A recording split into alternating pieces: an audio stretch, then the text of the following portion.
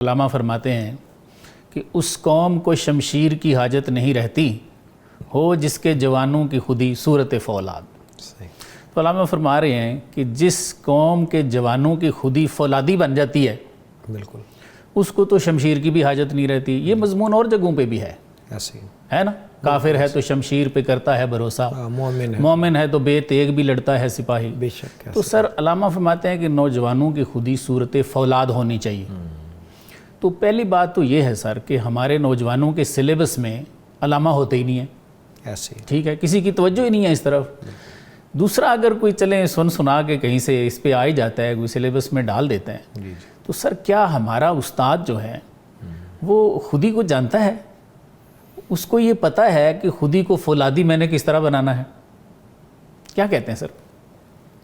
بس یہ جو سوتے ہیں نا عرصہ دراز سے سوکھ چکے ہیں، اللہ اکبر۔ اور یہ فکر کے دریچے جیسے روشن ہونے چاہیے تھے اس انداز کے اندر یہ سلیبس آج کا نہیں، جب سے ہم نے وہ لارڈ میکالے والی فالوئنگ کو اختیار کیا ہے اس کے بعد یہ ساری چیزیں ہماری عاریتاً ہیں اور انہی کو مانگ کے ہم چلا رہے ہیں۔ وہی سلیبس ہم ٹیچرز کی جو انداز تدریس پہ ٹریننگز ورکشاپس ہیں ادھر بھی لے کر جا رہے ہیں۔ صحیح ہے۔ تو اس کا جواب میں کیا دوں؟ میں تو حضرت اقبال کے اپنے کلام سے ہی دوں گا۔ آپ کہتے ہیں شکایت ہے مجھے یا رب خداوندان مکتب سے، ایسے ہی ہے، سبق شاہی بچوں کو دے رہے ہیں خاک بازی کا۔ بالکل ایسے۔ تو ٹیچر کا بہت بڑا رول ہوتا ہے ایک نوجوان کی وہ چیزیں جنہیں وہ ناممکنات میں سمجھتا ہے ایسے ہی ان کو امکان میں وہ لا کے دیتا ہے۔ اچھا دیکھیں، ویسے آپ کا لسنر ہوگا نا، ہو سکتا ہے وہ کرٹیکلی آپ کو دیکھ رہا ہے، سن رہا ہے، لیکن ہم عرصہ دراز سے تدریس میں ہیں اور دیکھتے ہیں کہ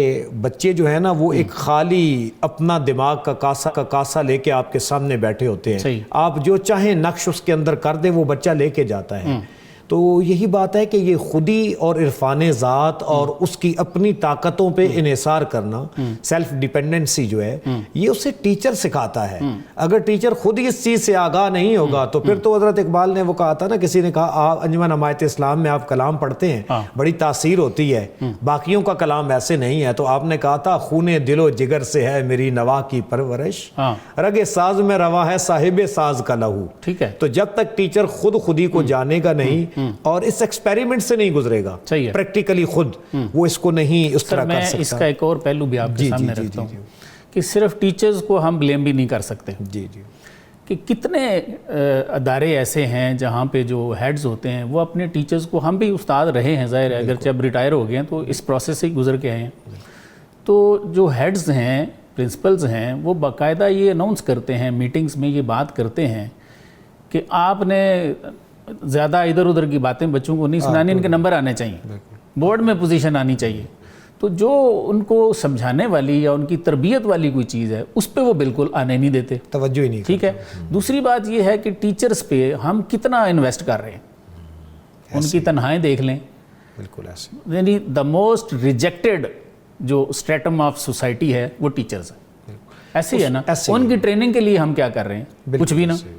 تو جس کو بیچارے کو کوئی کام اور نہیں آتا تو وہ فائنلی جو ہے نا وہ اس میں آ جاتا ہے، اس میں آتا ہے۔ تو اصل میں یہی اسی پہ آپ اپنے ایجوکیشن کا بجٹ دیکھ لیں سر، تعلیم پہ کتنا خرچ ہو رہا ہے۔ بالکل۔ تو یہی باقی اقوام کو دیکھیں تو ان کے مقابلے میں ہمارا تو کچھ بھی نہیں ہے اس لحاظ سے۔ بالکل ایسے آپ ٹھیک کہتے ہیں، ٹریننگ کے ذریعے ٹیچر کو اپڈیٹ کیا جاتا ہے تاکہ ماڈرن جو کمپیٹیبل رہیں پریکٹسز کے ساتھ، بالکل ایسے ہی، ٹیکنالوجی گیپ نہ آئے، جنریشن گیپ نہ آئے۔ تو یہ تو بالکل اپنی جگہ چیزیں موجود ہیں، لیکن حضرت اقبال نے ایک اور جگہ ضرب کلیم میں اسی نوجوان کے بارے میں کہا ہے، کیونکہ بات چلی ہے نوجوان کی، خودی کی اور ان چیزوں کی، تو گرچہ مکتب کا جوان زندہ نظر آتا ہے، مردہ ہے مانگ کے لایا ہے فرنگی سے نفس۔ اللہ اکبر۔ اور آگے کہتے ہیں پرورش دل کی اگر مد نظر ہے تجھ کو، مرد مومن کی نگاہ غلط انداز ہے بس۔ اللہ اکبر۔ تو اس لیے یہ جو وہ خرد کے پاس خبر کے سوا کچھ نہیں، لاج نظر کے سوا کچھ نہیں۔ تو یہ ٹیچر کو یہ بھی کہنا چاہیے، حضرت اقبال کے اس فلسفی کے مطابق ایک ٹیچر صاحب نظر بھی ہونا چاہیے، اس کے اندر بصیرت بھی ہونی چاہیے، بالکل، اور تربیت تعلیم کے ساتھ تبھی ہو سکتی ہے۔ جو مربی ہے جب تک وہ خود عملاً ان چیزوں کو نہیں لے کر چلے گا یہ چیزیں ممکن ہی نہیں ہیں۔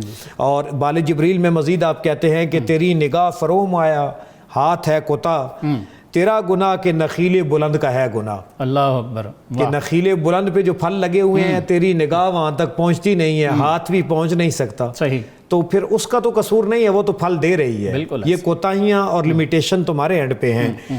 گلا تو گھونٹ دیا اہل مدرسہ نے تیرا، کہاں سے آئے صدائے لا الہ، یہ جو آپ کہہ رہے ہیں کہ ہیڈز پابند کر دیتے ہیں کہ صرف تعلیم پہ رہیں، تربیت کی طرف نہیں، کہاں سے آئے صدائے لا الہ الا اللہ۔ بیسک یہ ہے سر کہ جو میں سمجھا ہوں کہ جب اس ٹیچر میں خود وہ اسپرچولیزم ہے ہی نہیں ہے، نہیں ہے، تو وہ لا الہ کی صدا کہاں سے نکلے گی؟ یعنی کہ وہ جو بیسک کرائٹیریا ہے نا مربی کا، وہ کرائٹیریا ہی پورا نہیں کر بالکل رہے، ایسے، تو وہ آگے اس کے اثرات کو ایکسٹینڈ کیسے کرے گا، آگے پہنچائے گا کیسے؟ بالکل ایسے۔ تو اسی طرح میرے خیال میں اس کو کنکلوڈ کرتے ہیں، یہ پورا کلام ہے کہ جس میں ہے کہ برنا سر ہے تو عزم بلند پیدا کر، یہاں فقط سر شاہین کے واسطے ہے کلا، اور آخر میں کہتے ہیں اٹھا میں مدرسہ و خانقاہ سے غمناک، نہ زندگی نہ محبت نہ معرفت نہ نگاہ، اللہ اکبر، یعنی جو سوتے تھے جہاں سے معرفت اور ان چیزوں نے پھوٹنا تھا، مدرسہ اور خانقاہ، تو یہ دونوں جو انسٹیٹیوٹ ہیں مجھے فیل نظر آئے، اور کہتے ہیں میں بڑا دل ٹوٹا لے کر وہاں سے نکلا۔